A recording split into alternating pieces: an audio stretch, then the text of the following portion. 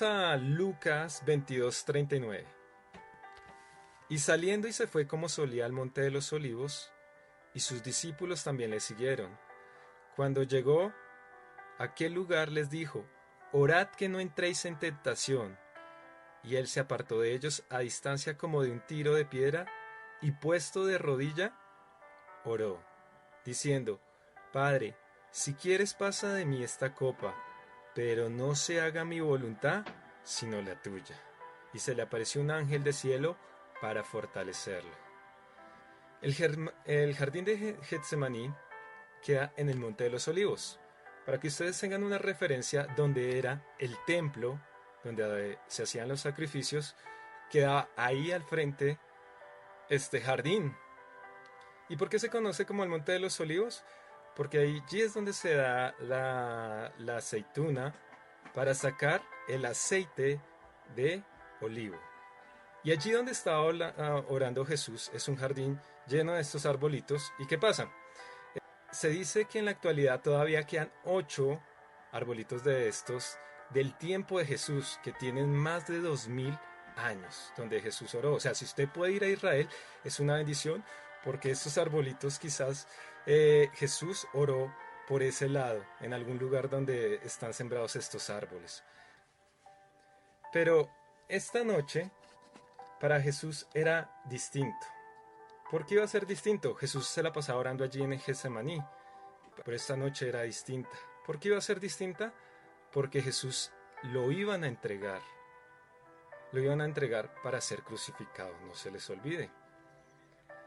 Antes de que entrara en esa oración, comparte él lo que nosotros llamamos la Santa Cena, pero que el judaísmo conoce como la Pascua. ¿Dónde está esto? Lo invito a que vayamos a Lucas 22, del capítulo, versículo 7. Lucas 22, versículo 7. El título que tiene ahí en la Reina dice Institución de la Cena del Señor. Llegó el día de los panes sin levadura, en el cual era necesario sacrificar el cordero de Pascua. Y Jesús envió a Pedro y a Juan diciendo: Id, preparadnos la Pascua para que la comamos. Ellos le dijeron: ¿Dónde quieres que la preparemos? Él les dijo: He aquí, al entrar en la ciudad os saldrá al encuentro un hombre que lleva un cántaro de agua. Seguidle hasta la casa donde entrare. Y decirle al padre de la familia de esta casa: el maestro te dice: ¿dónde está el aposento donde he de comer la Pascua con mis discípulos? Entonces él os mostrará un gran aposento alto, ya dispuesto, preparad allí. Fueron pues, y hallaron como les había dicho, y prepararon la Pascua. Cuando era la hora, se sentó a la mesa, y con él los apóstoles, y dijo: cuánto he deseado comer con vosotros esta Pascua antes de que padezca. Porque os digo que no la comeré más hasta que se cumpla en el reino de Dios. Y habiendo tomado la copa, dio gracias, y dijo: tomad esto y repartidlo entre vosotros. Porque os digo que no beberé más del fruto de la vid hasta que el reino de Dios venga.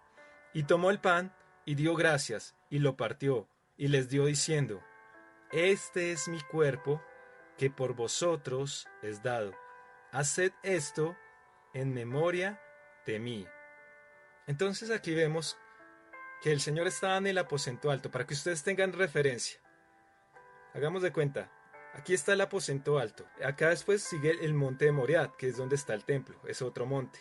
Y después acá sigue el monte de Olivos, es decir, Jesús tuvo que salir de acá del aposento alto, pasar quizás por el templo, y ahí descender hasta el monte de los Olivos a orar en el jardín de Getsemaní.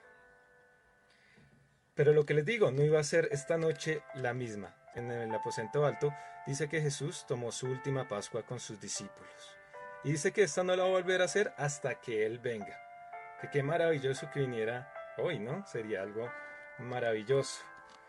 Pero aquí en este momento vamos a ir ahora a Mateo 26:36. Vayan a Mateo 36:46. Jesús está en agonía. Y le está diciendo al Padre y le está pidiendo: Padre, pasa esta copa de mí. La pregunta, ¿es una copa literal? No. El Señor le pidió 3 veces al Padre que pasara esa copa, que Él no quería tomarla. Y viene la pregunta más importante. ¿Qué contenía esta copa que a Jesús lo atemorizó? Él siendo un hombre tan recto, tan santo, le dio horror ver esta copa. Vamos a ver. Vayamos a Mateo 26, del 36 al 46, que dice. Entonces llegó Jesús con ellos a un lugar que se llamaba Getsemaní, y dijo a sus discípulos, sentaos aquí, entre tanto que voy allí y oro. Tomando a Pedro y a los 2 hijos de Zebedeo, comenzó a entristecerse y a angustiarse en gran manera. ¿Se imagina qué tendría esta copa que Jesús se comenzó a poner triste y a angustiarse? Es más, dice que sudó, tuvo un sudor como gotas, dice, como gotas de sangre. Entonces Jesús le dijo, mi alma está muy triste hasta la muerte. Quedaos aquí y velad conmigo. ¿Qué tendría esta copa que Jesús estaba muy triste? Yendo un poco adelante, se postró sobre su rostro orando y diciendo, Padre mío, si es posible, pasa de mí esta copa. Pero no se haga como yo quiero, sino como tú. Viendo luego a sus discípulos, y los halló durmiendo, y dijo a Pedro, ¿así que no habéis podido velar conmigo 1 hora? Velad y orad, para que no entréis en tentación. El espíritu a la verdad está dispuesto, pero la carne es débil. Y otra vez se fue y oró por segunda vez, diciendo, Padre mío, si no puede pasar de mí esta copa sin que yo la beba, hágase tu voluntad. Vino otra vez y los halló durmiendo, porque los ojos de ellos estaban cargados de sueño. Y dejándoles, se fue de nuevo y oró por tercera vez diciendo las mismas palabras. Entonces vino a sus discípulos y les dijo, dormid ya y descansad. He aquí ha llegado la hora, y el Hijo del Hombre es entregado en manos de pecadores. Levantaos, vamos, ved, se acerca el que me entrega. ¿Por qué crees que Jesús estaba tan triste, angustiado? ¿Por qué crees que en este momento Jesús está sufriendo tanto? ¿Qué tenía esta copa? Lo que les digo, no la podemos tomar como literal. Él no está hablando que sea una copa literal, es una metáfora, una ilustración en este momento. Él decía, yo no quiero beber esta copa. Si hay otra forma de hacerlo, permítemelo, Padre. Pero ¿qué le dijo Dios? No, no hay otra forma. Tienes que beber esta copa. Allí en Getsemaní, quizás allí orando, él se acordaba muchas veces cuando la gente lo rodeaba. Muchos lo seguían por los milagros que él hacía. A muchos sanó. Muchos los buscaban por la sanidad. A muchos alimentó. ¿Se acuerdan? La escena de los peces y los panes. Y muchos lo seguían también por el alimento que él daba. Pero a muchos también, sobre todo, lo que vino él es alimentarnos espiritualmente. Y muchos lo seguían. Pero ya cuando Jesús les comenzó a hablar de los temas espirituales, de acercarnos al Padre, de que Él tenía que morir y ser crucificado para traer salvación al hombre, muchos se alejaron de Jesús. Y Jesús comenzó a estar más solo, más solo. Quedó con sus discípulos. Pero aún así, algunos de ellos, a escuchar estos mensajes de Jesús, adivine que también lo quisieron dejar. Que Jesús le dijo, ¿y ustedes también se quieren ir? Les tuvo que preguntar. Vayamos a Juan 6:64 y verán. Juan 6:64 al 67.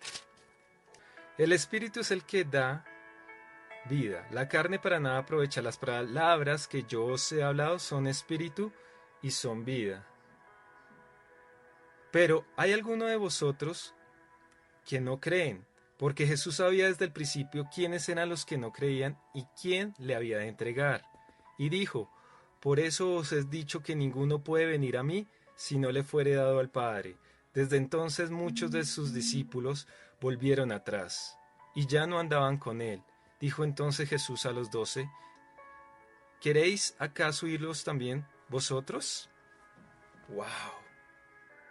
solo se quedó con 12, pero de esos 12, varios se querían ir. Y allí en el de Getsemaní, antes de llegar, solo le quedaban 12 que lo seguían todavía. Pero uno va y lo traiciona. Ahora solo quedan 11 discípulos. Se va a orar al jardín de Getsemaní. Se lleva a 3 de sus discípulos y le dicen que lo acompañen en oración, porque está muy angustiado. Jesús también tuvo problema ahí, dése cuenta. Estaba angustiado, preocupado. Sudaba. Se ponía triste. Estaba preocupado por lo que iba a pasar. Y los únicos 3 hombres, si se puede decir los hombres de confianza, no estaban en el momento cuando él lo necesitaba. Se quedaron ¿qué? Durmiendo. Y Jesús ahora quedó solo. ¿Solo con quién? Con el Padre. Esta prueba la tuvo que pasar ¿qué? Jesús solo. Y cuando uno está en problemas, ¿qué es lo que más necesita? Que la gente lo ayude, que la gente lo aliente, aún su familia. Pero dése cuenta que ni su familia con Jesús estuvo. Pero él sabía que más tarde no solo sus discípulos lo iban a dejar, también el Padre, por lo que iba a pasar, iba a abandonar a Jesús. Vamos a ver qué era lo que contenía esta copa que el Hijo de Dios se atemorizó y se aterrorizó. Es muy sencillo. Esta copa horrible, atemorizante, que hizo que Jesús retrocediera para decirle al Padre, no, no quiero tomarla. Que era tan detestable, era tan asquerosa. ¿Sabe qué podría contener? ¿Quizás la muerte física? ¿Será que Jesús estaba preocupado porque lo iban a crucificar, lo iban a maltratar? Sí, claro, él estaba preocupado por esto porque el dolor que iba a sentir era muy grande, era inmenso. Pero créame en una cosa, esto no era lo que hacía que Jesús no quisiera tomar la copa. Quizás usted diría, ¿será que sería alguna prueba que iba a venir de Satanás? ¿Será que le tenía miedo al diablo? No, para nada. ¿Sabe por qué no le tenía miedo al diablo? Porque Jesús al diablo, ¿sabe dónde lo derrotó totalmente? Allá en el desierto, cuando estuvo en prueba. Vayan a Mateo 4:10 y verá que, vayamos todos, Mateo 4:10, y vamos a ver que Jesús le dijo al diablo, vete, tú no tienes nada que hacer conmigo porque yo siempre voy a obedecer al Padre. Y allí de una vez lo venció. Mateo 4:10, busquémoslo. Entonces Jesús le dijo, vete Satanás, porque escrito está, al Señor tu Dios adorarás y al solo servirás. El diablo entonces le dejó y he aquí vinieron ángeles y le servían. Entonces al diablo, Jesús no le tenía miedo al diablo. Me da risa esas imágenes que colocan al diablo, a Jesús y al diablo compitiendo, haciendo fuerza. No, Jesús solo con hacer así, el diablo desaparecería porque él tiene todo el poder. No hay quien se compare a Jesús, a su poder. No hay quien se compare al poder de Dios, ni siquiera el diablo. Entonces Jesús allí, en esa prueba que pasó en el desierto, ya lo había derrotado, ya lo habían sido. Por eso no le tenía miedo a eso. Entonces si no fue lo que le iba a pasar, si no fue si no fue el maltrato físico, si no fue una prueba de Satanás, ¿qué sería? Quizás lo de la traición de Judas, o que sus discípulos lo abandonarían. Sí, quizás él estaba muy triste, pero tampoco eso era lo que le tenía miedo, ni temor, ni lo que le hizo pasar angustia. ¿Sabe qué contenía esta copa? Contenía el pecado. ¿El pecado de quién? De la humanidad. Él siendo puro, santo, sin mancha, que nunca pecó, tenía que untarse del pecado. ¿Y el pecado de quién? Lo que les digo, de toda la humanidad. Por eso Jesús dijo, no, yo no puedo beber esto. Yo no me puedo tomar esta copa. Porque es impura, es sucia. Y lo hizo que retrocediera hacia atrás. Acá viene la pregunta más importante. ¿Por qué razón tenía que tomarse esta copa? Vamos a ir a 1 de Pedro 2:21 al 24. Para que confirmemos que sí es cierto que esto era lo que tenía la copa. 1 de Pedro 2:21 a 24. Pues para esto fuisteis llamados, porque también Cristo padeció por nosotros, dejándonos ejemplos para que sigáis sus pisadas, el cual no hizo pecado, ni se halló engaño en su boca, quien cuando le maldecía no respondía con maldición, cuando padecía no amenazaba, sino encomendaba la causa al que juzga justamente, quien llevó él mismo nuestros pecados en su cuerpo sobre el madero. Lo que les dije, la copa no era literal. Lo que iba a pasar era que Jesús, si lo en forma de metáfora, si tomaba esta copa, era que iba a cargar nuestros pecados para llevarlos a qué? Al madero. Para que nosotros, mire lo que dice la palabra, estando muertos al pecado, vivamos a la justicia. Yo siendo un pecador, ahora Jesús me declara justo, pasa su justicia a mí, y mi pecado pasa a Jesús, y por cuya herida, dice, fuiste sanados, porque vosotros erais como ovejas descarriadas, pero ahora habéis vuelto al pastor y obispo de vuestras almas. Para que ustedes me entiendan un poco, porque muchos no dimensionan lo asqueroso que era este pecado. Esto que iba a hacer Jesús, esta copa era tan asquerosa, lo vamos a poner así muy sencillo. Entonces, para que ustedes me entiendan qué era lo que tenía esta copa, haga de cuenta, escoger sus pecados. Si usted dice mentiras, si usted ha fornicado, si usted ha adulterado, si usted ha robado, si usted ha tratado mal a alguien, cójalos y métalos en esta copa. Eche ese vino de sus pecados. Pero no solo de sus pecados, ahora coja los pecados de su familia. Y lo mismo, échelos ahí.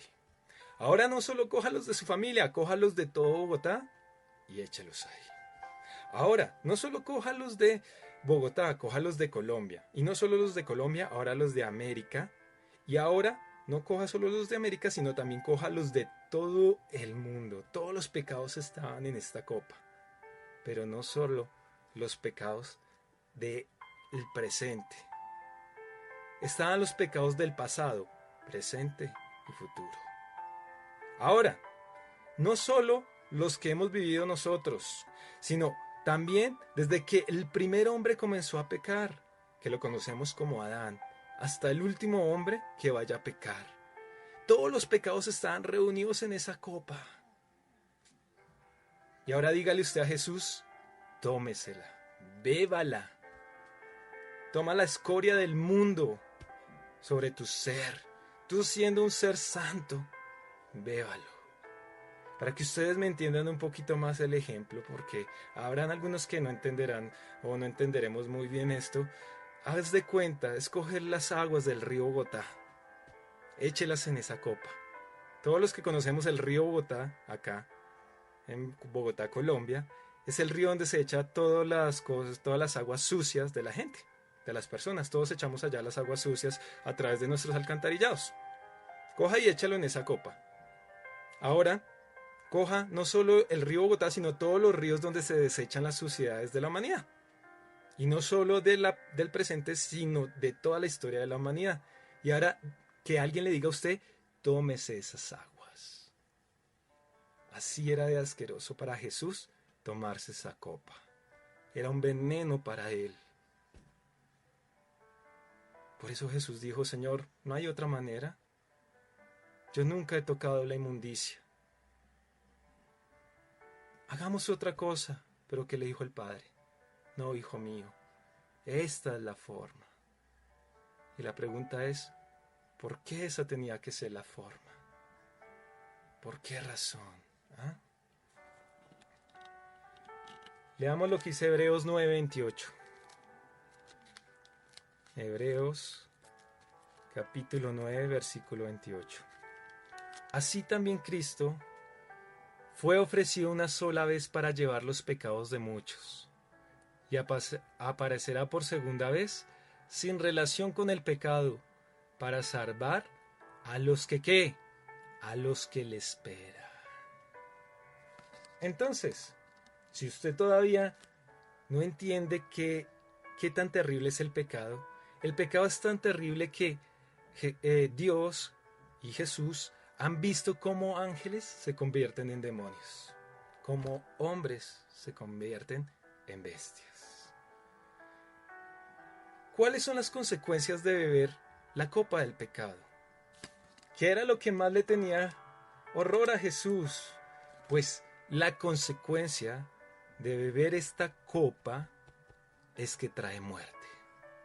Y si ustedes se dan cuenta, cuando a Jesús le cargan los pecados de toda la humanidad, Él tiene que morir. Muerte de cruz. Y para ese tiempo, la muerte en cruz era lo más terrible que se le podía hacer a un ser humano. Era un desprestigio. Y la forma como los crucificaban era terrible. No era una sola forma como los crucificaban. Según la historia, habían muchas formas de crucificar a las personas y humillarlas cuando estaban allí. Mire lo que dice Romanos 6:23. Romanos capítulo 6, versículo 23. Dice, porque la paga del pecado es muerte. Como Dios es justo, aunque Jesús fuera el Hijo de Él, la justicia de Dios reclama que el que peca tiene que morir. Y en este momento vamos a ver cuáles son las consecuencias del pecado. Pero ahí viene la pregunta, ¿por qué Jesús tenía que beber esa copa? ¿Por qué no había otra manera de que Jesús pudiera salvarnos? ¿Por qué no había otra forma de salvar a la humanidad sino solo así? Vamos a ver lo que dice Isaías 53, 5 al 6. Mas Él herido fue por nuestras rebeliones, molido por nuestros pecados. El castigo de nuestra paz fue sobre Él, y por su llaga fuimos nosotros que curados. Póngale cuidado. Mas Él herido fue por nuestras rebeliones. ¿Por qué tuvo que por qué tuvo que ser azotado, crucificado Jesús? Por nuestros pecados. Mas Él herido fue por nuestras rebeliones, molido por nuestros pecados. ¿Qué pasó? Molieron a Jesús. ¿Por qué? Por nuestros pecados. Qué curioso que en el monte es donde se producía el aceite de oliva. Y allí había un molino grande. ¿Y sabe qué hacían con las aceitunas? Pues las molían. Vea pues. El castigo de nuestra paz fue sobre Él. O sea, para que nosotros tuviéramos paz con Dios, Jesús tuvo que morir por nosotros. Y por eso ahorita estamos en la presencia de Dios. O si no, Dios estaría airado con nosotros.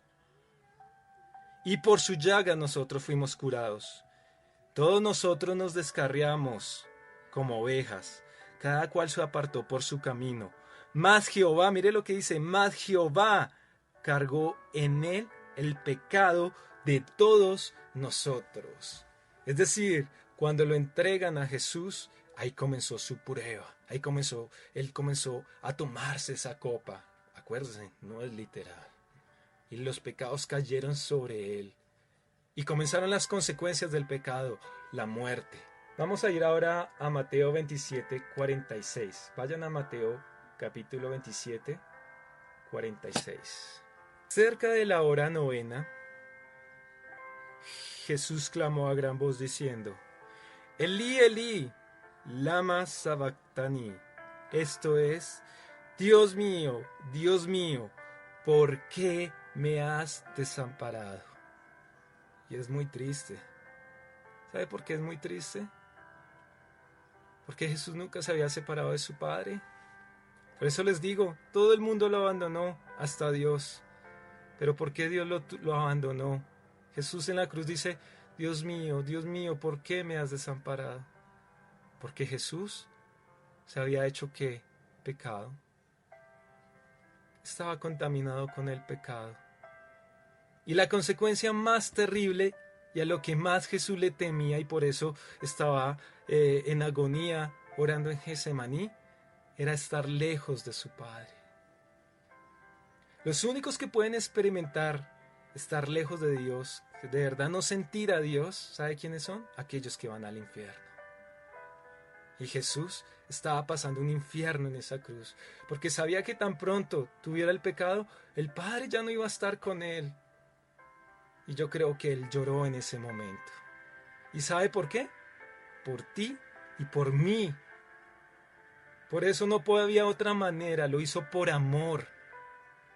Él lo dijo, no es que el hombre me pueda matar porque yo puedo retomar nuevamente mi vida. Yo quiero morir por ti, para que tú te acerques a Dios y dejes de pecar, para que tú dejes de hacer tu voluntad y ahora hagas la voluntad de mi Padre que está en los cielos.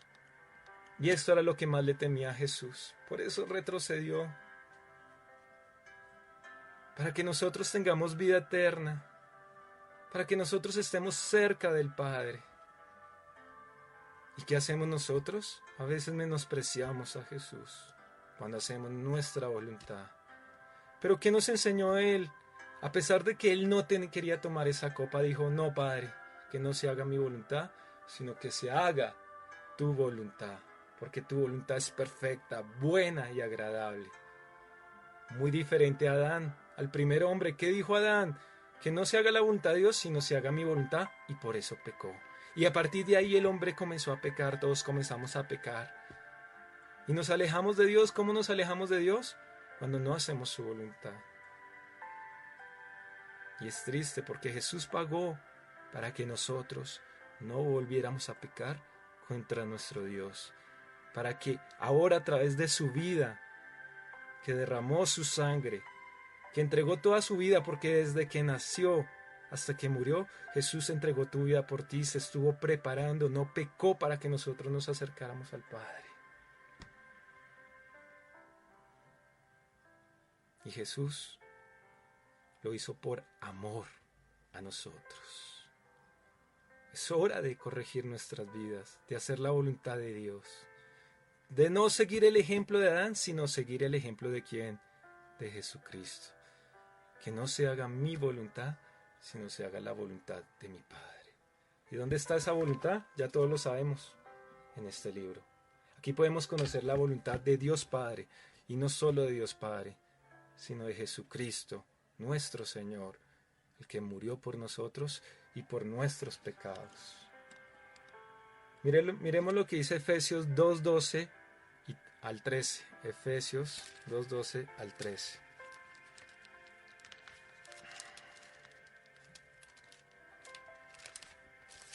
Mire lo que dice.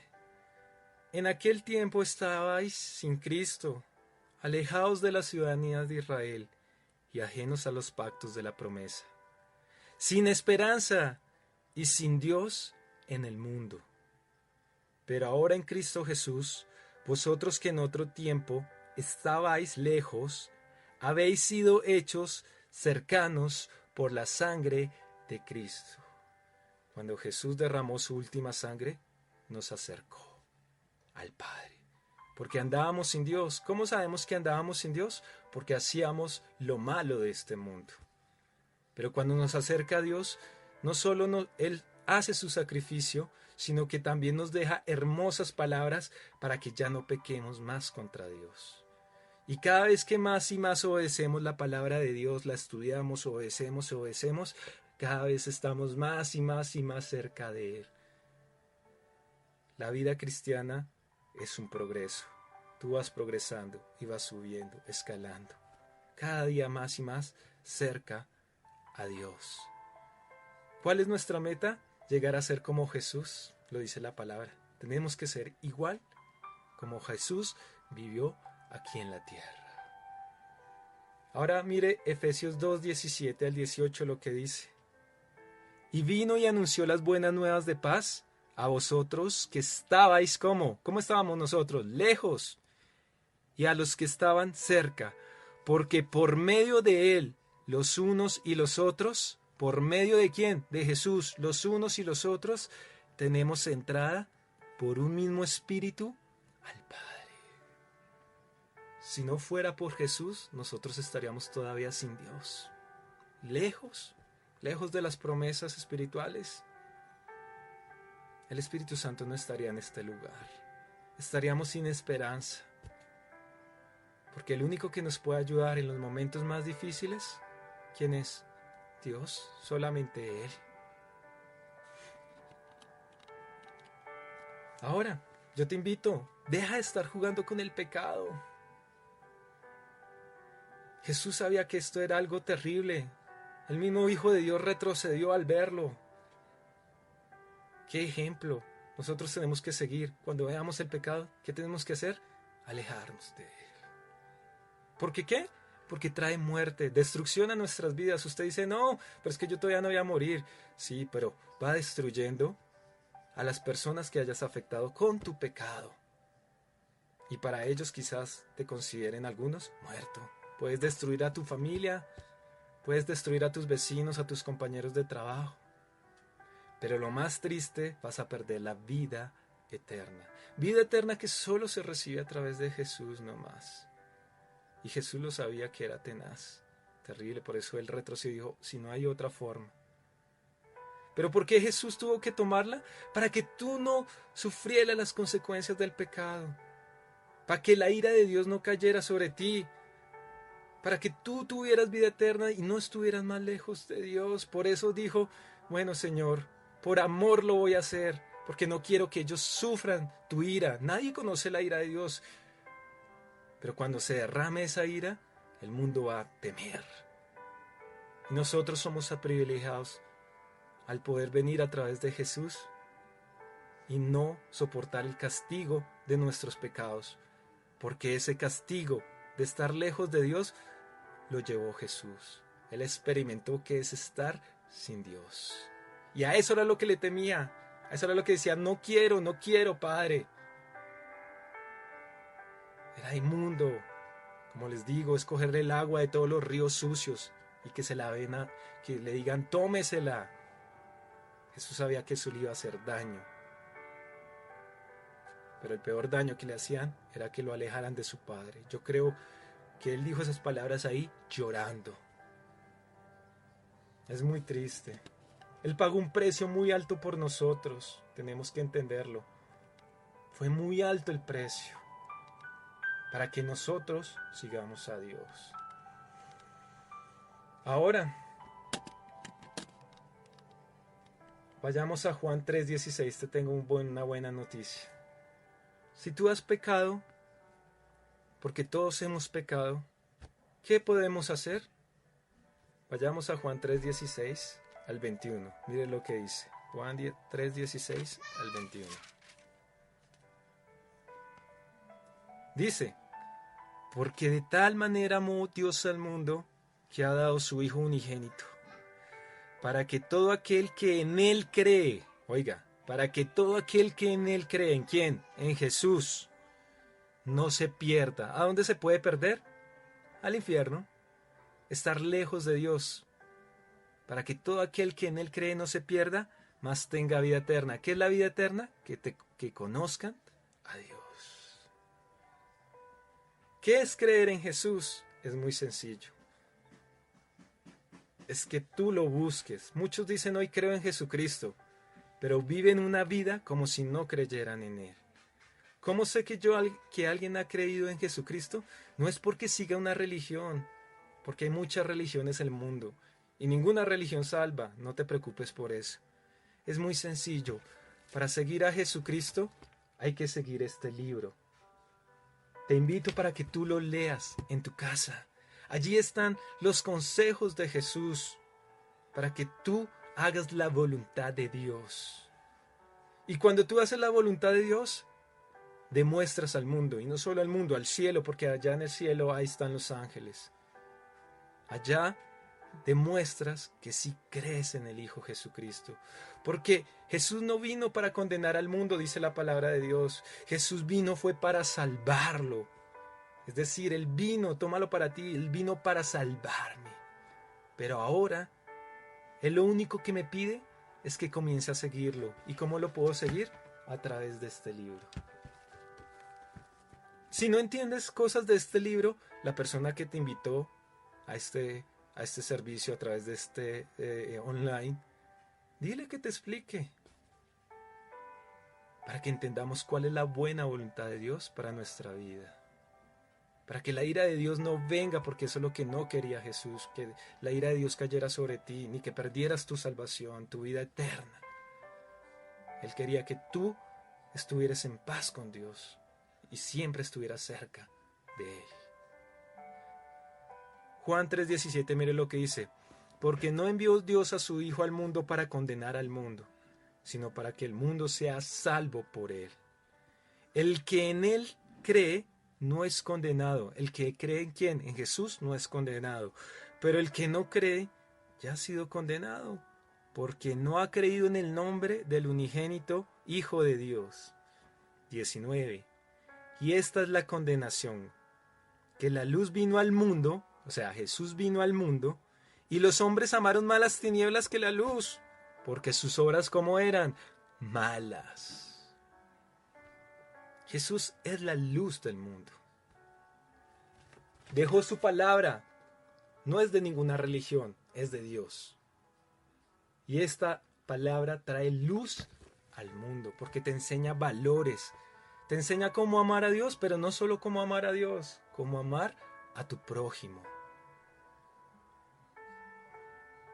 Vea lo que dice: Jesús es la luz del mundo. ¿Se acuerda que les dije que en el monte Getsemaní se hacía el aceite de olivas? El aceite de olivas antiguamente era importante. ¿Por qué? Porque con ellos podían hacer luz. Era un combustible para hacer luz, para alumbrar. Y qué curioso que Jesús fue molido para hacer luz al mundo. Pero no solo se utilizaba el aceite para eso, también para hacer comida. Jesús, el pan de nosotros.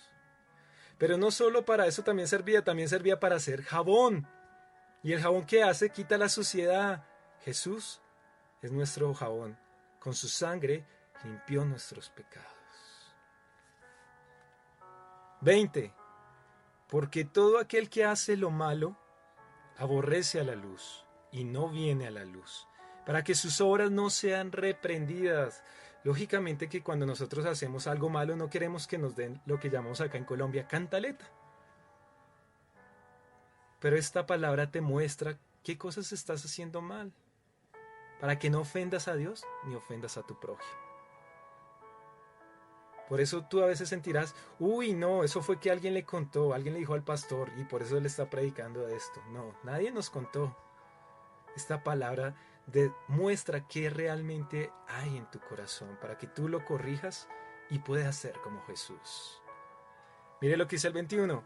Mas el que practica la verdad viene a la luz, para que sea manifiesto que sus obras son hechas en Dios. Es decir, si tú quieres seguir a Jesús, le dices: no me importa que saques lo malo de mí, que me quite cosas que para mí son al parecer son buenas, pero que van a traer destrucción. Yo vengo a ti hoy, Dios, para entregar mi vida.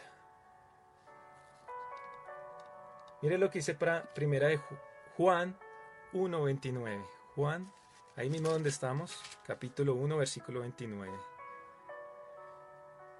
El siguiente día vio Juan a Jesús que venía a él, y dijo: he aquí el Cordero de Dios que quita el pecado del mundo. ¿Cómo quita el pecado del mundo? A través del sacrificio que hizo en la cruz Jesús. Pero no solo el sacrificio, sino toda esa vida, porque desde que nació propuso su vida para obedecer a Dios, para pasarnos su santidad, para declararnos justo. Y no solo con su vida, sino a través de su palabra, porque Él se la pasó predicando cuando comenzó su ministerio. Y a través de esa palabra también nos sigue limpiando para corregir lo malo que hay en nosotros. Vayamos a Santiago 4:8, ¿qué dice? Santiago, capítulo 4, versículo 8.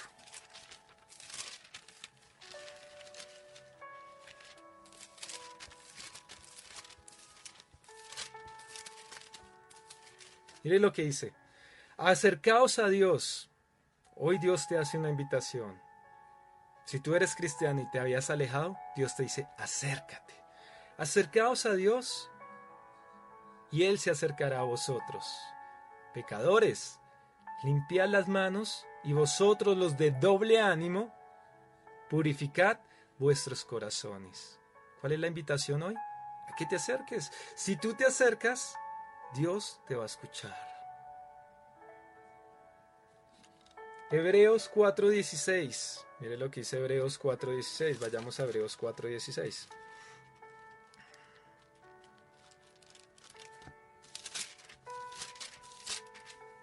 Mire lo que dice Hebreos 4:16.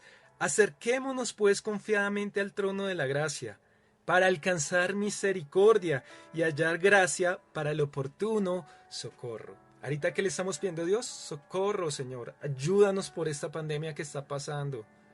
Pero hoy Dios te pide, acércate a mí. Yo te perdono, porque yo soy un Dios misericordioso, yo no soy un Dios rencoroso. Acércate para hallar el oportuno socorro en los tiempos más difíciles. Romanos 5:1, mire lo que dice. Romanos 5:1.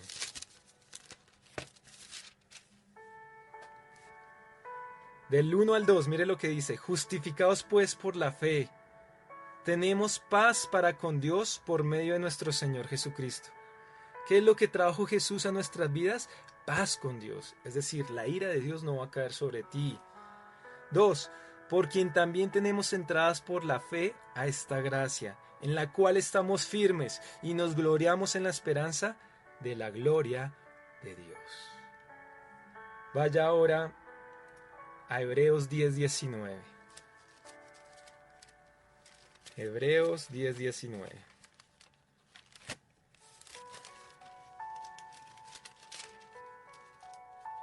Así que, hermanos, teniendo libertad para entrar en el lugar santísimo. ¿Sabe quién está en el lugar santísimo? Dios Padre, su presencia, lo que llaman muchos la gloria Shekinah. Dice, teniendo libertad para entrar en el lugar santísimo por la sangre de Jesucristo. ¿Se acuerda cuando Jesús murió?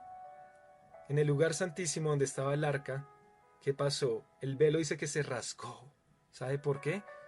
Diciendo que cualquiera puede entrar. ¿A través de quién? De Jesús. Juan 17:3.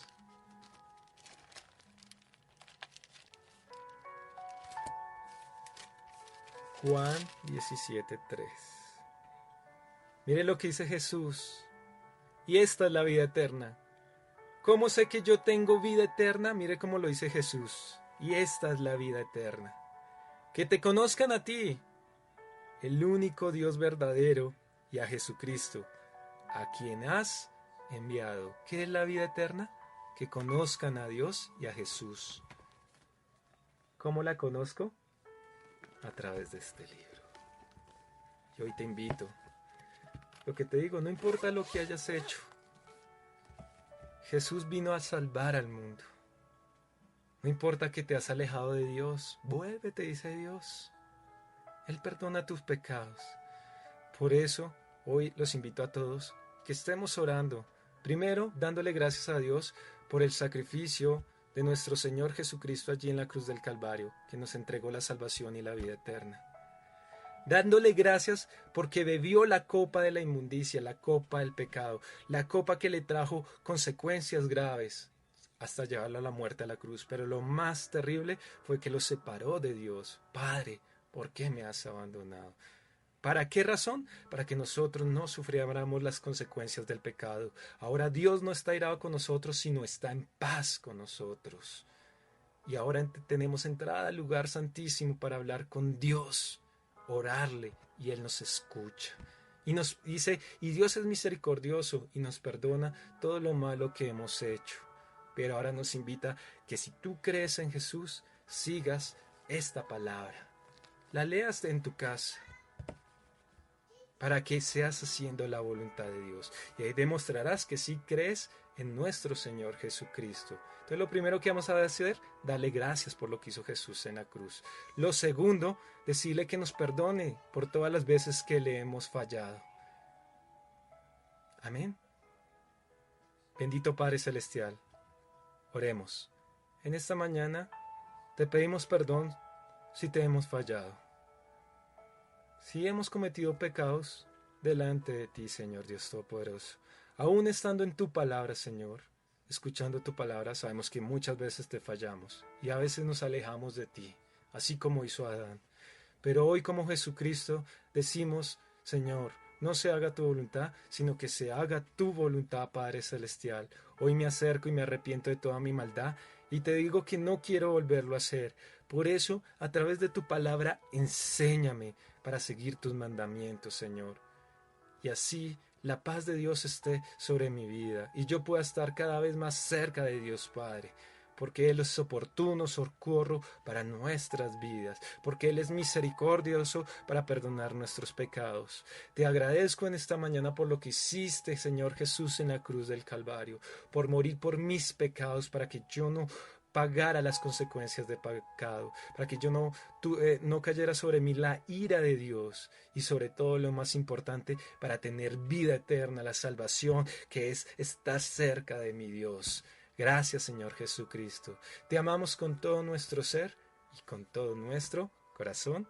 Amén.